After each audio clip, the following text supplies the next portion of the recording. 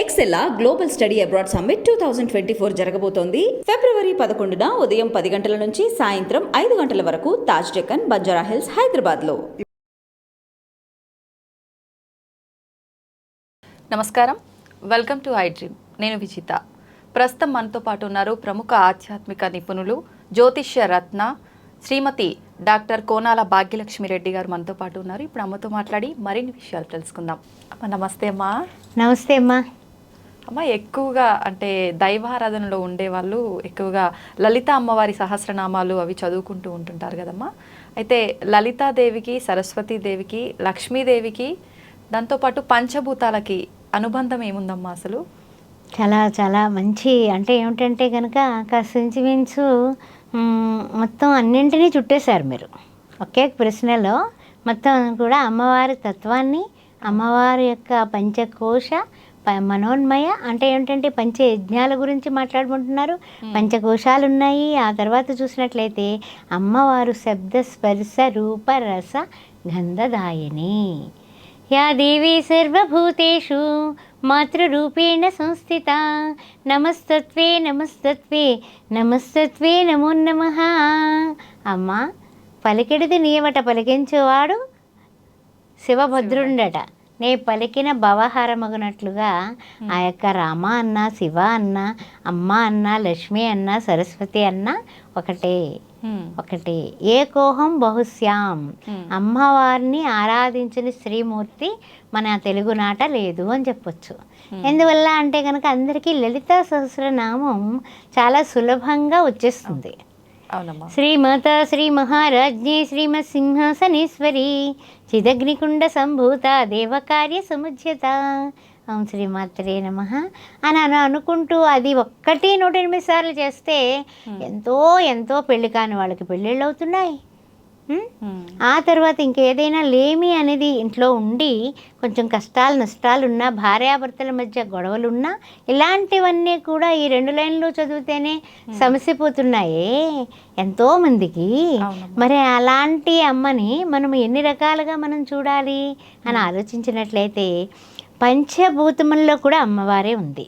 ఏ విధంగా ఉంది అంటే కనుక అనుగ్రహతత్వం ఆకాశ రూపంలో ఉంది. ఆవిడ అనుగ్రహం ఎలా ఉంటుంది? ఆకాశమంతా తత్వం.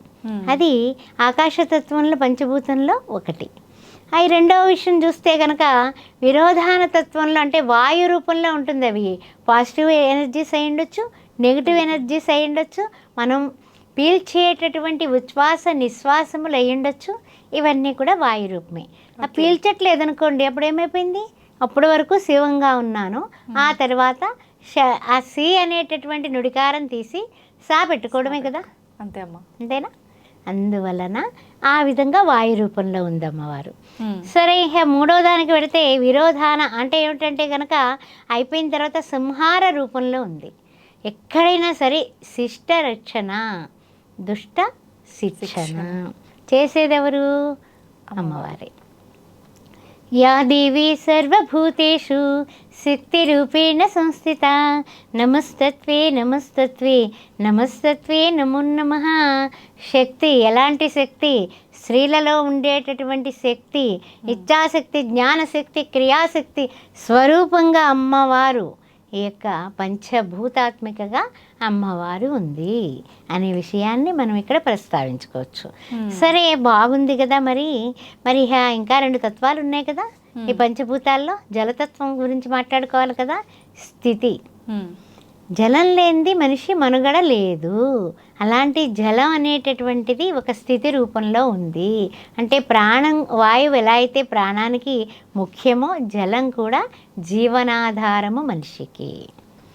ఆ విధంగా ఉంది కాబట్టి ఆ విధంగా కూడా చాలా మంచి జలం కూడా ఆ విధంగా ప్రాణాధారంగా మనం స్వీకరిస్తూ ఉన్నాము. ఆ తర్వాత ఇక మరి సృష్టి జరగాలంటే ఎలా? మనకి దృష్టి ఇచ్చాడు భగవంతుడు కదా. మరి సృష్టి ఉండి మనం దర్శించాలి కదా. దర్శించాలంటే మరి ఏం చేయాలి అంటే భూమి ఉండాలి కదా. భూమి మీద అన్ని 84 లక్షల జీవరాశుల్లో ఉత్తమోత్తమైనటువంటి మానవ జన్మ ఎత్తిన మానవుడు దర్శించి స్పర్శించి అనుభవించేది అమ్మవారినే. అమ్మవారు ఒకటి ఉండలేకట ప్రణవ రూపంలో ఓంకార స్వరూపిణిగా ఆవిడ వచ్చి ఆవిడ సృజించుకుందట మనందరినీ కూడా. అనేక రూపాయ విష్ణవే ప్రభ విష్ణవే అంటూ ఉంటాం కదా. అలాగా అమ్మవారు కూడా తనని అందరినీ కూడా బ్రహ్మ విష్ణు రుద్రుడు అందరినీ కూడా సృజించుకుంది ఆవిడ. సృజించుకుంటూ ఆవిడంతా కూడా సృష్టి అంతా కూడా చక్కగా చేసుకుంటూ వస్తోంది. మరి ఆవిడ దగ్గర మరి పంచభూతములు ఆవిడ దగ్గర ఉండకుండా మరి మీ దగ్గర నా దగ్గర ఎక్కడుంటాయి? అందువల్ల అమ్మవారి దగ్గర సర్వములు కూడా అధీనంలో ఉంటాయి.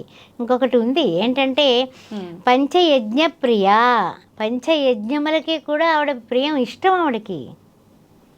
పంచమి పంచభూతేషు పంచయజ్ఞ ప్రియ పంచాది ప్రేత మంచాది సాయిని. అంటే మంచము కింద బ్రహ్మ విష్ణు ఒక 4 కోళ్ల రూపంలో బ్రహ్మని విష్ణువుని మహేశ్వరుణ్ణి అంటే రుద్రుణ్ణి అందరినీ పెట్టుకొని మళ్ళీ రుద్రుడి మీద కూర్చుందట ఆవిడ. 4 కోళ్లలో 4 కట్టేసి. అంటే ఆవిడ అంబ ఆది పరాశక్తి యొక్క తత్వం, అది స్వరూపం.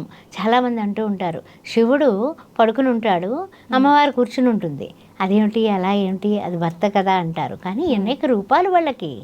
ఒక్క రూపం అని నువ్వు ఎట్లా చెప్తావు? నీకే ఎన్నో 84 లక్షల జీవరాశుల్లో పుట్టి చచ్చి పుట్టి గిట్టే జగత్తులో పుట్టి గిట్టని తత్వమే దైవతత్వం అయితే మరి నువ్వు ఎన్ని జన్మలు ఎత్తావు మనకు తెలియదు. సరే పోనీ నీకు ఇప్పుడు ఉన్నది కరెక్టే, కానీ నీకు అన్నీ కూడా లభ్యమవుతున్నాయి, నీకు సంతృప్తి ఉందా? ఆ తృప్తి అనే 2 అక్షరాలు లేక అమ్మవారి లలితా సహస్రంలో అమ్మవారిని పట్టుకొని చక్కగా మనం పూజ చేస్తున్నాము, అనుకుంటున్నాము, చదువుకుంటున్నాము, కానీ పాడు మనసు ఎక్కడెక్కడికో పోతూ ఉంటుంది. అలాంటి దాన్ని కూడా ప్రేత రూపంలో అంటే పంచమి పంచభూతేషు అంటూ ఉంటాం కదా. పంచాది ప్రేత అంటే ప్రేత అంటే ఏంటి? మనిషి యొక్క మనుగడ అయిపోతే ప్రేతం కిందే కదా మారిపోతాడు. గరుడ పురాణంలో చెప్తారు. ఆ విధంగా మారిపోతాడు కదా. మరి అలాంటప్పుడు ఈ పంచసంఖ్యోపచారిణిగా ఉన్నటువంటి ఈ పంచమి అంటే ఎవరు అనుకుంటున్నావు? అమ్మవారు. పంచమి అంటే మనం అంటూ ఉంటాం కదా, పంచమి అంటే తిథి అంటాం కదా, తిథిమండల రూపిణిగా ఆవిడ ఉంటుంది. అయితే అలాంటి అమ్మవారు ఈ తిథిమండల రూపిణిగానే కాకుండా ఈ పంచమి అనే సంఖ్యకి ఆవిడే మాతృక. ఓకే. అంతేకాకుండా ఇంకా పైగా పంచ సంఖ్యోపచారిణి 5వ సంఖ్యకి ఆవిడే ఉపచారిణి. ఆవిడే మొత్తం కర్మ కర్త క్రియ కూడా ఆవిడే. అంతటి పెద్ద ఆమె మనకి మరి సులభంగా దొరుకుతుందా అంటే దొరుకుతుంది. ఎలా దొరుకుతుంది? స్వాధీన వల్లభ, భర్తని కూడా స్వాధీనం చేసుకుంది ఆవిడ. అందుకని నా భర్త నా మాట వినడం లేదు అనుకునే వాళ్ళు ఆ యొక్క లలితా సహస్రనామంలో స్వాధీన వల్లభాయ నమః అనేది రోజు చేసుకుంటూ ఉంటే ఆ భర్త కూడా వాళ్ళ మాట వింటాడు. మన ఆడవాళ్ళందరికీ కూడా అలా వశం చేసుకోవాలి, ఇలా వశం చేసుకోవాలి, లేకపోతే వాళ్ళ మాట వింటున్నాడు వీళ్ళ మాట వింటున్నాడని పెద్ద పెద్ద చర్చలు పెడుతూ ఉంటారు కదా. ఆ చర్చలేవో ఆవిడ దగ్గర పెట్టండి. పెట్టి నువ్వు ఎలా అయితే శివుణ్ణి స్వాధీనం చేసుకున్నావు, నీ క్రీగంట చూపుతో ఆయన గరళం లాంటిదే తాగేశాడు. మనంత గొప్పదానవు కదా. అందువల్ల పంచమి అంటే పంచయజ్ఞ ప్రియ అయినటువంటి ఈవిడ పంచమి పంచభూతేషు మంచాది సాయిని. అంటే ఆవిడ అన్ని విధాలుగా కూడా సర్వము ఆవిడే ఉంది సుమా అని చెబుతూ పంచయజ్ఞ ప్రియ. ఈ యజ్ఞాలంటే ఏమిటి? మనం తెల్లవారులేస్తే ఏం చేస్తున్నామండి? కాన పీన సూన, అంతే. శుభ్రంగా భోజనం చేస్తాం, ఆ తర్వాత మళ్ళీ టైం అవుతుంది, కాసేపు విశ్రమిస్తాం, లేదా పని చేసుకుంటాం కాసేపు, అబ్బో చాలా కష్టపడ్డాం అనుకుని మళ్ళీ ఫుడ్. ఆ విధంగా కాకుండా ఆవిడ 5 రకాల యజ్ఞాల రూపంలో ఆవిడే ఉందట. అందువల్ల యా దేవి సర్వభూతేషు లక్ష్మీ రూపేణ సంస్థిత నమస్తత్వే నమస్తత్వే నమస్తత్వే నమో నమః. లక్ష్మీ కటాక్షం కావాలంటే మీరేం చేయాలి? శాస్త్రాలని చదివిన వాళ్ళని నమస్కారం చేసుకుని వాళ్ళకి ఏమైనా కొంచెం విప్రులకి బట్టలు పెట్టడం, వేద పండితులకి గౌరవించడం, గురువుల్ని కలుసుకోవడం, గురువులకి స్వయం పాకాలు ఇవ్వడం, ఇవన్నీ కూడా మనకేమవుతుందంటే ఋషి యజ్ఞం అవుతుంది. మరి దేవతా యజ్ఞం ఉంది కదండి, మరి అదేమిటి అని అనుకోవచ్చు మీరు. ఆ దేవయజ్ఞం ఎలా చేయగలుగుతారు మీరు? దేవతలు మనకు కనపడరు కదా. అందుకని తెల్లవారుజామున బ్రహ్మముహూర్త వేళ లేచి ఓంకారమైన 21 టైమ్స్ చెప్పుకొని ఆ దేవతలకి ఆ టైంలో దేవతలందరూ కూడా మరి స్వామిని దర్శించుకుంటారు కదా. అందువల్ల ఆ యొక్క దైవ దర్శనం లాంటి దర్శనం మనకి ప్రాప్తించడానికి 21 టైమ్స్ 4:30 to 5 గంటల లోపల ఓంకారం చేసుకుంటే స్నానాలు చేయక్కర్లా, మొహం కడుక్కొని కాళ్ళు చేతులు కడుక్కొని కూర్చొని చేసుకోవచ్చు.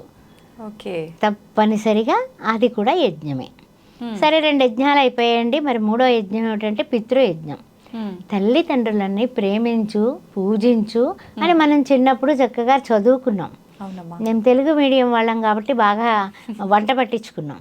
కానీ ఇప్పుడు ఏంటంటే డాడీ మమ్మీల సంస్కారాలు వచ్చేసాయి.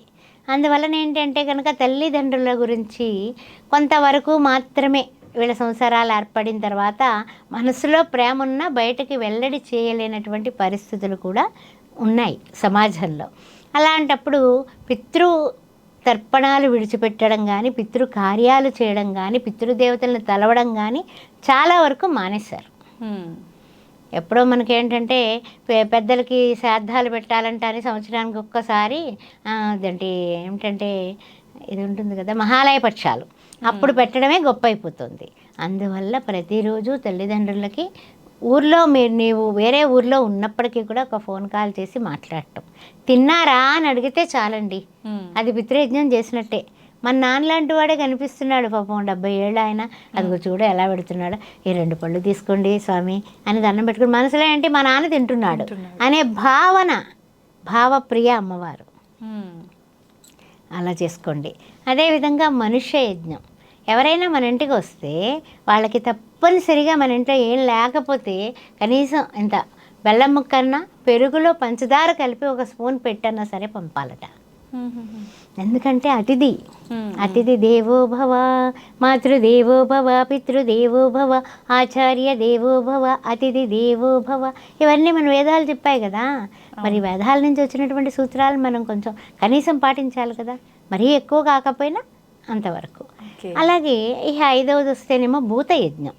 ప్రకృతి పట్ల కొంచెం గింజలు పట్టుకెళ్ళి వేయడం, ఎక్కడైనా సరే పక్షులు కనిపించినప్పుడు పనిగట్టుకుని వెళ్ళి వేసిరండి. వారానికి ఒక్కసారి సెలవు రోజున వేయండి, ఏం పర్వాలేదు, రోజు వేయమని చెప్పట్లా. అదేవిధంగా ఎవరికైనా పిడికెడ అన్నం పెట్టడం, 2 ఇడ్లీలు కొనివ్వడం. పోనీ మనకు బడ్జెట్ ఎక్కువైతే మనకు కష్టం అంటే ఒక 5 రూపాయలు పెట్టి బిస్కెట్ల ప్యాకెట్ ఎవరికైనా ఇవ్వండి చాలు. అంటే మీరు ఇప్పుడు ఒక గుప్పుడు పంచదార పట్టుకెళ్ళి ఏరావు చెట్టు కింద వేసేసి వచ్చేయండి, ఏ చీమలో ఏం తింటే నీకెందుకు. అవును, సర్వజీవుల్లోని కూడా ఉన్నటువంటి ఆ చెట్టు రూపంలో కూడా బ్రహ్మ విష్ణు మహేశ్వరులే ఉన్నారు కదా. అందువల్ల ఈ యొక్క భూతయజ్ఞం, ప్రకృతి పట్ల మనం ప్రకృతిని ప్రేమించడమే భూతయజ్ఞం. ఇవన్నీ చేస్తే కనుక చైతన్య స్వరూపం అమ్మవారు. అందువల్ల మనకి జడంగా ఉన్నటువంటి ఎన్నో రకాలైనటువంటి నెగిటివ్స్ని అన్నింటినీ కూడా వదలగొట్టేసి ప్రేత రూపంలో ఉన్నటువంటి మనల్ని చైతన్య స్వరూపులుగా తీర్చిదిద్దేటటువంటి తల్లి కాబట్టి ఇదంతా కూడా మనకి పంచభూతాలు, పంచబ్రహ్మలు, బ్రహ్మ విష్ణు రుద్ర, ఆ తర్వాత ఈశ్వరుడు, ఈ 4 కోళ్ళు అయితే బల్ల అంతా కూడా, బల్ల అంటే ఆవిడ కూర్చునే బల్ల సదాశివుడు అయ్యాట. ఇందాక మంచం గురించి చెప్పాను కదా, దాని గురించి ఆన్సర్ అనమాట. అందువల్ల పంచభూతాలకి ఆవిడే, అదేవిధంగా లలితాదేవి అన్నా ఆవిడే, సరస్వతి అన్నా ఆవిడే.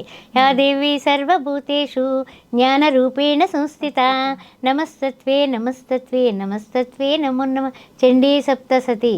ప్రతి మంత్ కూడా నేను చండీ హోమాలు చేపిస్తూనే ఉంటాను, ప్రతి నెల కూడా సామూహికంగా విడిగానే చేపిస్తాను. ఎవరికి కావాలంటే వాళ్ళకే చేపిస్తూ ఉంటాను. ఫలితం అందరికీ మాకే కావాలంటారు కదా, పరమాన్నం అంతా మనమే తినాలనుకునే వాళ్ళకి అలాగే చేపిస్తాం. ఒక 10 మంది 20 మందిని కాకుండా, అంటే ఫలితం కూడా అలాగే ఉంటుంది, అమ్మవారి యొక్క అనుగ్రహం. అక్కడ కూర్చొని వేద పండితులు పోయి వేదపట్నం చేస్తుంటే చక్కగా శ్రవణానందం, ఆనందం అంతా కూడా అనుభవిస్తూ గ్రోలుతూ నేను కూడా చదువుకుంటూ ఉంటాను అనమాట. అందువల్ల అమ్మ అంటే అంత ప్రేమ. నిజంగా తెలిసిపోతుందమ్మా మీ ఫేస్లో అమ్మ అంటే మీకు ఎంత ప్రేమ, మాటల్లో చెప్పకపోయినా. నిజంగా మాకు కూడా చాలా కళ్ళకు కట్టినట్టుగా అమ్మవారి స్వరూపాలు కానీ, పంచభూతాలకి అమ్మవారికి ఉన్న అనుబంధం కానీ చాలా అద్భుతంగా వివరించారమ్మా. ధన్యవాదాలమ్మా. ఓం శ్రీ మాత్రే నమః.